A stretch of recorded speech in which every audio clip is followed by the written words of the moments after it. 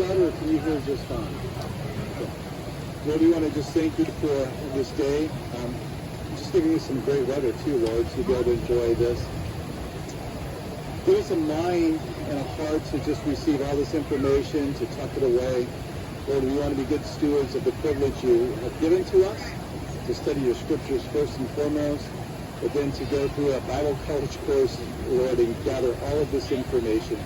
And so, Lord, help us to be good stewards of it. And speak to us, Lord, from this passage, a passage where we get to read of how you interacted with your disciples on a very, very important topic.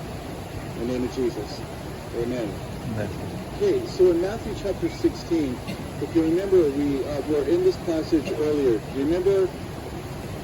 Watch it, just back up to chapter 15, verse 39. It says, and he sent away the multitude, got into the boat, and came to the region of Magdala. Do you guys remember the ruins of Magdala? The first century synagogue that was there? And I suggested, not as a biblical certainty, but just as an idea that you can almost imagine those Pharisees and Sadducees stepping out of the temple to apprehend Jesus as he's walking by, coming off the water.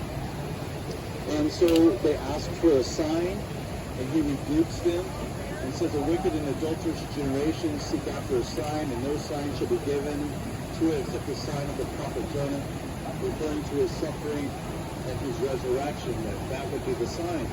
So the Sadducees, the Pharisees, they're questioning who Jesus is. Who are you? You know, you're going around and you're doing all these things. If you're really somebody significant, if you're really somebody important, then give us a sign. It seems very ironic to me because signs and resurrections and the feeding of the 4,000, 5,000, all of these things were already happening, but they didn't want to see it. And so Jesus departs from them, verse 4. Then in verses 5 through 12, he tells them in verse 6, take heed and beware of the leaven of the Pharisees and the Sadducees. Beware of this leaven. Leaven is something that obviously is often used in Scripture, maybe most often, to be something that's sinful, something that's going to be corrupting. And so the disciples think, oh, he's mad because we didn't bring some food from the feeding of the 4,000. And Jesus is like, I can get you all the food you need. What I'm talking about to you guys is, in verse 12, they understood that he did not tell them to beware of the leaven of the bread, but of the doctrine of the Pharisees and the Sadducees. So the Pharisees were the legalists of the day. The Sadducees, they did not believe in the supernatural. They did not believe in resurrection. That is why they are what? Sad, you see. Had that same Sunday school teacher. Okay, good. They were sad, you see. That's the backdrop. So they're coming from Magdala, right? They're coming up this way, and they end up being here. But it's with the backdrop of his identity, his messiahship being questioned that we enter into this scene. And it's really fun. Because not only do we have the teaching of Jesus, which is the most significant thing, but we're going to see some stuff up there that Jesus pulls from the surroundings to teach. So let's read the heart of why we are here, beginning at verse 13.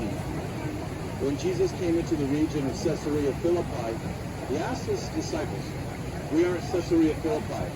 Herod dedicated this town to Caesarea. I remember the first time I made the connection between Caesar and Caesarea. I didn't have it made, but this is Caesarea. So this is a name, the early name of the town. Later his son Philip came and did work and renovated, beautified the area, and he is the Philippi part of Caesarea Philippi. Has nothing to do with the book of Philippians here. Philippi is far, far away up in Europe, so eastern portion of Europe. No connection with the book of Philippians, although it sounds similar.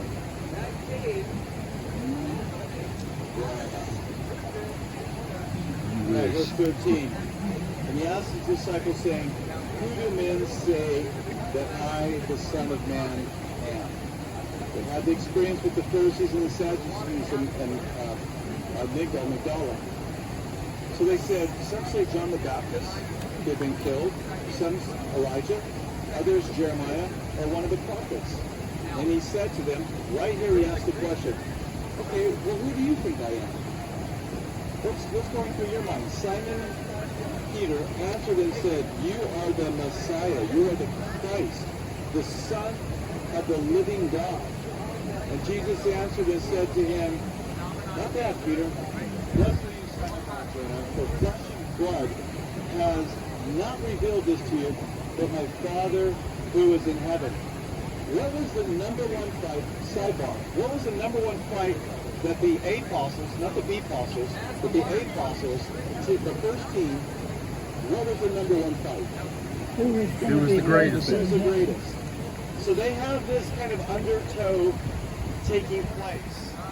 When Jesus says, good job, Peter, you just got a revelation. I mean, when you see him kind of just smiling and glancing around at the rest of the guys and saying, what can I say? You know, what can I say? I'm in communion with the Father, guys. So,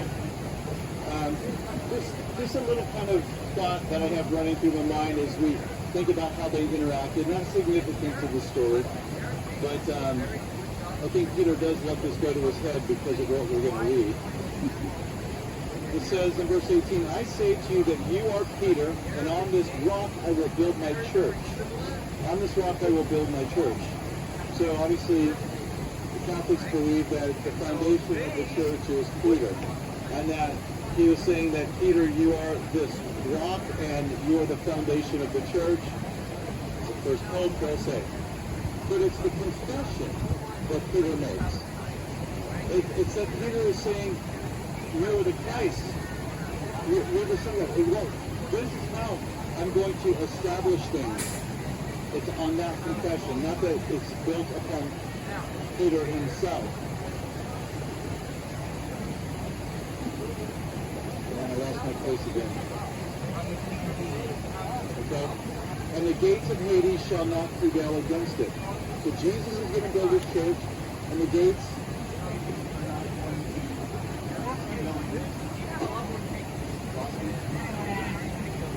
So we'll see this when we go beyond the trees, but there's this massive rock face here. And on this rock face up here, there's going to be a grotto or a cave that is where they worship Pan, the god of Pan, a fertility god. Sacrifices happen. But in that grotto,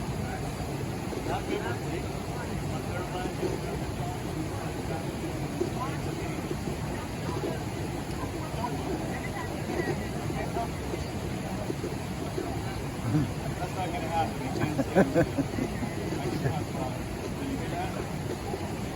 Okay, so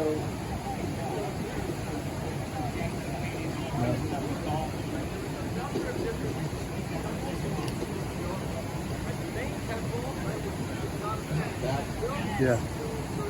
So I don't think we should read too much into that, but it is interesting that Jesus is making this comment. So here's what's significant, maybe politically, militarily, about this spot. Whenever a new political power would come in, they would come in here and they would tear down whatever God had been worshipped, and they would set up a new God to worship. And so there was a continual changing of gods. If you will, confessions were made every time a new power came in. Confession to the God of Pan, and we'll see the other ones that are up there. But Jesus said, well, who do you say that I am? You're Christ, the Son of the living God. Okay, on that confession, I'm going to build my church, and the gates of Hades are not going to prevail. We can't say with any certainty, but wasn't maybe the Lord saying, there's been all kinds of worldviews that have come, all kinds of theologies, all kinds of false religions. They've come, they've gone. But guess what? I'm going to build my church, and it's not going to go away. This confession that you made that I am the Son of the living God is true, it's eternal, and it's never going to pass away. All kinds of confessions to other gods have been made. There's a confession that, the Muslims make. There's a confession that the Buddhists make. There's a confession, the Mormons have their God. The Jehovah's Witnesses. But Jesus says, my church will be built and the gates of hell will not prevail. I think if we limit our idea to the gates of hell as just being a grotto, we miss the larger significance of what Jesus is saying. But it is interesting that he says that with that as the backdrop. So what is he saying? He's going to build his kingdom. He's going to do it around the world. It's not going to be just here at Caesarea Philippi. It's going to be all over the world. We know this now, right? That he has built his church. And nothing has prevailed against it. Think of all of the attempts that have been made and are still being made down to this day to try and stop the preaching of Jesus Christ. They have all failed, and they will continue to fail because Jesus is the Son of the living God. Back here in our scripture, he says, and I give you the keys of the kingdom of heaven. So, who was a prominent apostle in Acts chapter 2? Did we lose this again?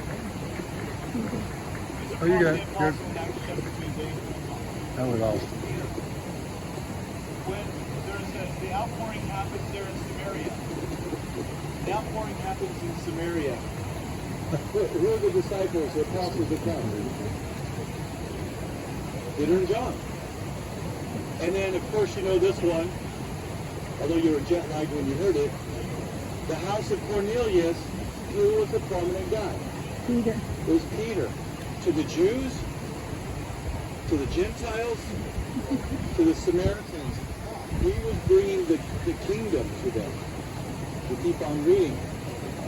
It says, and whatever you bind on earth, you will be bound in heaven. And whatever you loose on earth, actually, more literally, will have been loosed in heaven. This is a passage that gets misinterpreted quite often. Jesus taught us to pray, thy kingdom come, thy will be done where? On earth. On earth as it is in heaven. This is not this. This is not a passage of 20 This is not a statement that we can command the Lord what to do in heaven, that things might happen on earth. We need to align ourselves with what the Lord is doing. And what is the Lord doing here? The confession that he is the Christ. And so, the important thing is for us to find out what the will of heaven is and what the work of the Lord is doing and get behind that. Not to do something and command Jesus to get behind it. I shudder when I hear people say, Jesus, we command you. That's the verse that they're using. We have no authority to command Jesus to do anything. Amen. But we can align ourselves with what heaven is doing. And we can go as the disciples of the Lord in that fashion. And we'll just wrap it up here at verse 21. From that time, Jesus began to show. So I presented to you an important pivotal verse and point in the ministry of Jesus. He began to show his disciples that he must go to Jerusalem and suffer many things, and the elders and the chief priests and scribes suffer many things for the elders and chief priests and scribes, and be killed and be raised the third day. He's now looking to the rejection. They rejected him at Magdala. He's come here. It's now clear who he is, but he says it's not going to go well. And then here's Peter just had his high moment. Here's his low moment. But he turned and said to Peter, verse 15, then Peter took him aside and began to rebuke him, saying, far be it from you, Lord, that this should not happen to you. He turned and said to Peter, get behind me, Satan. You are an offense to me, for you are not mindful of the things of God, but of the things of men. The most important paper ever. So, Peter is kind of filling his oats. He has revelations, right? The Father gives him revelations. And now Jesus says something that does not align with his ideas. Now we can blame Peter that he would want to rebuke the Lord. I think we need to go pretty easy on blaming Peter that he didn't understand the cross. I mean, we can read Isaiah 53. We can read Psalm 22. But, when you read in the Old Testament, it is not explicit in any shape or form that there is a first and second coming. They're only conceiving of a first coming. They don't know this is going to happen yet.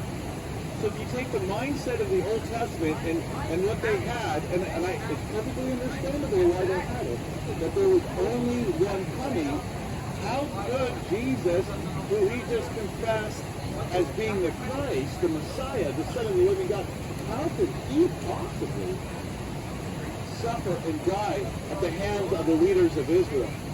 It makes no sense to him. And it's understandable that it doesn't make sense. The Lord is teaching them, he's instructing them, and from this time forward, as you read through Matthew, you will see that teaching becomes more intense and more focused, and so finally it happens. They have such a hard time accepting this idea that he's going to suffer and die, that, when he dies, they're sorrowful. They're not expecting him to rise again from the dead. But once he rose from the dead, then it all made sense to them. And they began to understand, and Jesus promised that he would come again. And that's where we have the clear teaching of the second coming of Christ. So this spot, quite significant, don't you think? Jesus knew how to pick good spots to do Bible studies, right? This is a good place to do it. So, I don't know, any questions before we head out to the top there? No? All right, well, I'm going to turn this back over to Yoram. I warn you right now, every single time somebody falls up here, and it's hard because you're looking at everything, and the ground is uneven, and if you fall, that's okay. We just don't want you to fall. So be careful up here.